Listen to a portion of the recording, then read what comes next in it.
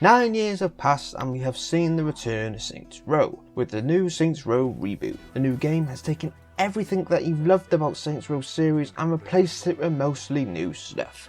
We don't have any Johnny Gat, no Stillwater and no 3rd Street. The whole series is starting from scratch. Instead we have a shirtless Kev, money hungry Eli and a car obsessed Nina. All this information is what made me worry about the game initially, but you don't need to watch that video to know what I'm talking about, but I would recommend it. Welcome back to the Moment Game. On today's moment we will look at if I was right to worry about the Saints Row reboot.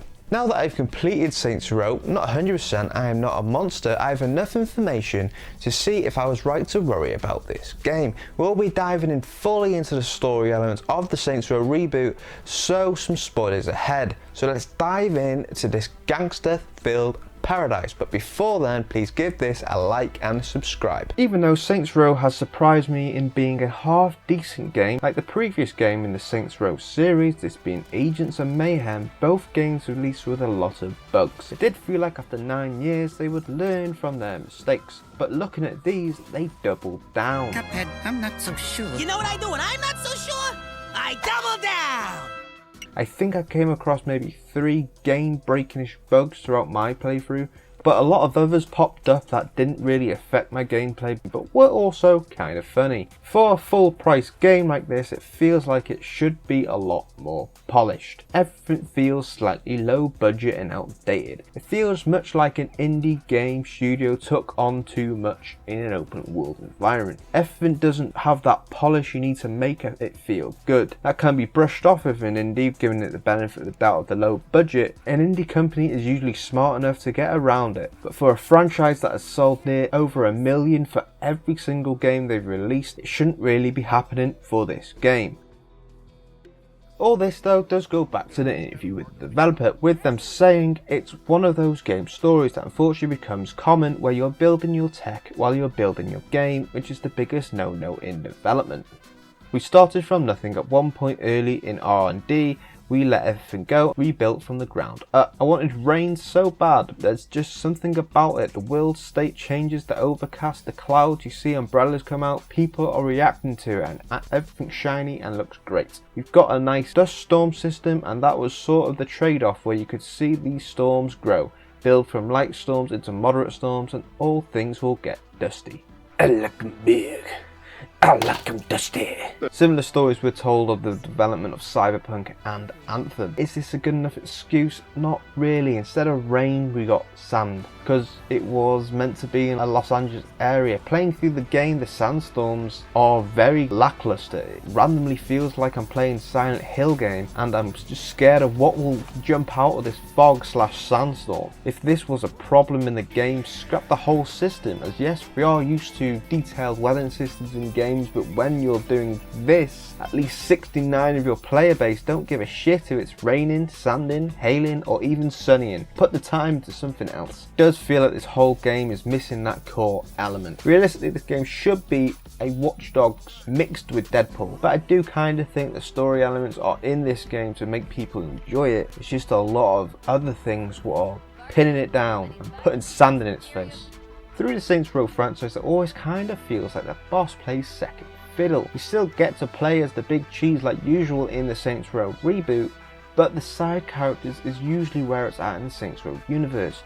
Compared to the past characters like Piers, Sinead and Johnny Gat, all of their own personalities do carry the franchise on their back. It's very different from the Saints Row reboot, where near all the side characters feel like an afterthought. We have Kev, an ex-gang member of the Idols who doesn't wear a shirt and likes waffles, and if you swap the waffles for burgers, we have a less interesting version of Randy from Trailer Park Boys. Then we have Eli, who dresses with more personality. He comes off as kind of annoying party pooper. Now we have a kind of interesting character of Nina, but it's kind of nailed down just with her being a car obsessed and the driver of the gang. They all have okay interaction with the playable character of the boss, but nothing compares to Johnny Gat in Saints Row 2 and Piers and the boss singing in Saints Row the 3rd. There are some moments like that that do add to the story. Overall, in other games it just feels better. With that in mind, I went back to Saints Row the third for about 2 hours. It's obvious that the Saints Row needed to evolve, but people out there will call it woke, but many economy elements felt outdated. But there is evolving comedy to the current generation. We have some amazing comedy series like Rick and Morty, Afterlife and so many more that can be funny without taking away near all elements that made it funny. For example, the purple big ding dong penis weapon in past games was funny and really didn't offend anyone unless you offended of big slongs. It does feel like Saints Row was the South Park of the gaming industry for a while, kind of making fun of the current world of gaming and the world. We got sprinkles of that, but it's things like bringing down the stock market and taking down a kind of leader of a gang. I think it might have been a joke for Elon Musk, but I'm not even that sure. But it feels like there's not really enough of them to make this game feel like the old school Saints Row. We've saw comedy series evolve over time, so why can't this game? Instead, it feels like they've placed most of this humour with a whole story about friendship rather than gangs. It feels like it doesn't really work in this Saints Row environment. It's definitely weird to have a main story being friendship when the Saints run every dodgy racket possible, from drugs to hired gun to even transferring toxic waste.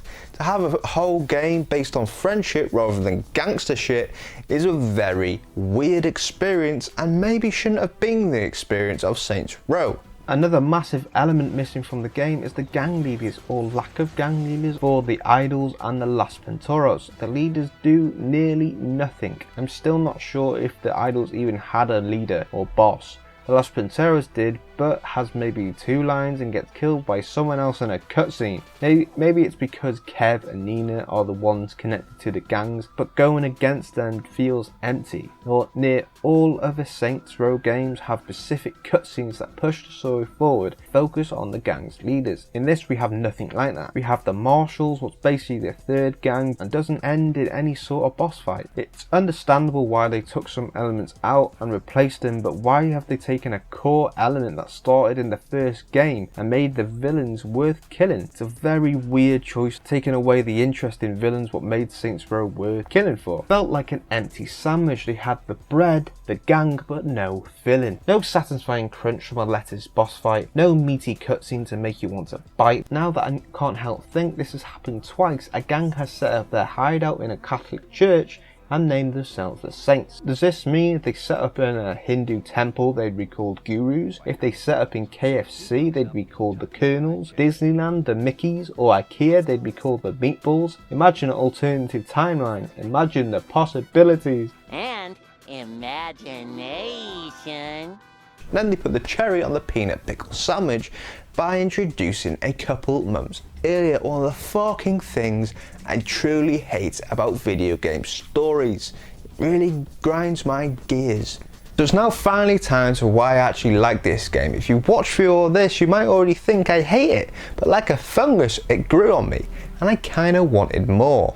Firstly, it really resonated with me. I'm 24, I lost a job, I got a new job, I bought a knife, it's a flippy knife for boxes and it's red, but just sitting on my couch doing nothing really felt familiar.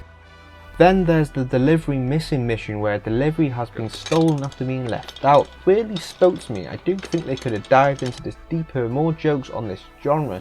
But on the other side, we got jokes like a minion not wanting to die, so they just gave you the location of the leader, but oh no, the phone was locked. It was pretty late in the game and maybe one of the funniest moments of the whole game. It does kind of remind me of a humour that surrounds Deadpool and Rick and Morty, taking the normal situations like ordering an Amazon delivery and having a shit day and made it funny. It feels like they could have doubled down on this and made it a little less realistic and maybe even made more fun out of these situations. There's a way to reboot the genre but still take elements of some of the best Saints Row games, that being the All Saints after the first game. Also a couple of different jokes rather than a whole sub-story about knives, what was only funny at the beginning and not really that funny through the whole game, that did weirdly tie into nearly every plot point of it. And then last we had the side quests, what involved the boxes that look to take inspiration from like Renaissance fair. I don't know if this is down with the kids, but it's pretty cool and funny with it ending up like everyone in the city is involved, where everyone is dressed up in cardboard armor and fights with a kind of Nerf guns. This blows open a lot of the best moments in the game, like Cardboard Car with a cardboard snake who also has a dragon roar that kills enemies, and also an end fight where you shoot a king 8 times in different positions. Easily one of the funniest moments, and it's in a side quest. It's also maybe one of the weirdest moments, and it works so well in this game. Just kind of proving the point that Saints Row thrives on the weird. Feels like playing Saints Row is like pooing with the window open. It feels wrong, but it's the right way. Am I right? The way. This is the way. This is the way. In summary, I do think I was right to worry about this game. Retconning the 4 beloved games still felt very weird playing through this. With none of the beloved characters referenced or anything, it felt like it could have needed the extra hook of the old Saints, maybe even mixed with new Saints, rather just to focus on the customization. What was the only hook when the marketing campaign was going? There's something now that's been in every game in the Saints Row universe, but it feels like it all needs an upgrade, kind of like how Resident Evil got that massive polish through the years and rejuvenated the series. All the negativity around the Saints Row series, it's very likely that we will get another game in the series due to it popping up in articles with the sales being a success, making it very likely that we will see another variation in this series. That's it for this mod. Do you like this Saints Row reboot? Do you want a sequel? Do you want that my pitch of Saints versus Saints? Please like, subscribe and comment your thoughts below, and I will see you on the next Mumble.